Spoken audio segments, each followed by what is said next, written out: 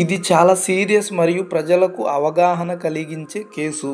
So, మనం ఈరోజు మాట్లాడుకోబోయే విషయం దేశాన్ని షాకుకు గురిచేసిన ఒక కస్టడీ డెత్ అంటే లాకప్ డెత్ గురించి, కేసు గురించి మాట్లాడుకున్నాం. 2020లో జరిగిన సాదాంకుల ఘటనపై తాజాగా కోర్టు ఇచ్చిన కీలక తీర్పు. ఇప్పుడు మనం ఈ కేసు గురించి మాట్లాడుకుందాం. అనగా 2020లో తమిళనాడులోని సాదాంకులం ప్రాంతంలో జయరాజ్ మరియు అతని కుమారుడు బెన్నిక్స్ను పోలీసులు అరెస్టు చేశారు. కారణం ఏమిటంటే లాక్డౌన్ నిబంధనలను ఉల్లంఘించారు అనే ఒక ఆరోపణతో.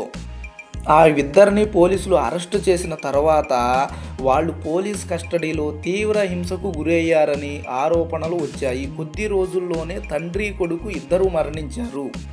పోలీసులు వాళ్ళిద్దరిని కొట్టడము, చిత్రహింసలకు గురి చేయడం వల్ల లాకప్ డెత్ అయ్యారు అన్న ఉద్దేశం పోలీసుల మీద నేరారోపణ ఉంది.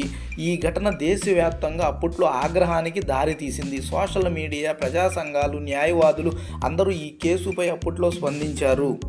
సో ఇప్పుడు తాజాగా మద్రాసు హైకోర్టు మదురై బెంచ్ ఈ కేసులో కీలక తీర్పు ఇచ్చింది. తీర్పు ఏంటంటే ఈ మరణాలు సహజ కారణాలతో జరగలేదని, ఇది స్పష్టంగా కస్టడీ టార్చర్ ఫలితమని, అంటే లాకప్ డెత్ అని. అంతేకాదు సిబిఐ నివేదికను కోర్టు అంగీకరించింది.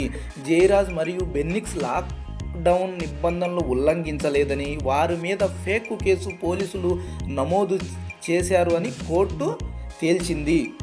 ఈ కేసులో మొత్తం 9 మంది పోలీసులను కోర్టు దోషులుగా గుర్తించింది, అంటే ముద్దాయిలుగా తేల్చింది 9 మంది పోలీసులను.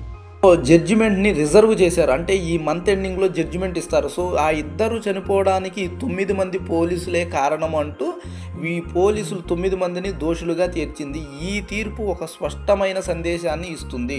చట్టాన్ని కాపాడాల్సిన వారు చట్టాన్ని ఉల్లంఘిస్తే శిక్ష తప్పదు. కస్టడీ టార్చర్ ఏ పరిస్థితుల్లోనూ అంగీకరించబడదు. ఇది మానవ హక్కుల పరిరక్షణకు ఒక ముఖ్యమైన అడుగు. ఈ కేసు తప్పు చేసిన పోలీసులకు ఒక గుణపాఠం. మానవ హక్కులను తెలుసుకోవాలి. చట్టాన్ని దుర్వినియోగం చేస్తే ఎవరికైనా శిక్ష తప్పదు. సో మరిన్ని వీడియోల కోసం like and subscribe. Thank you so much.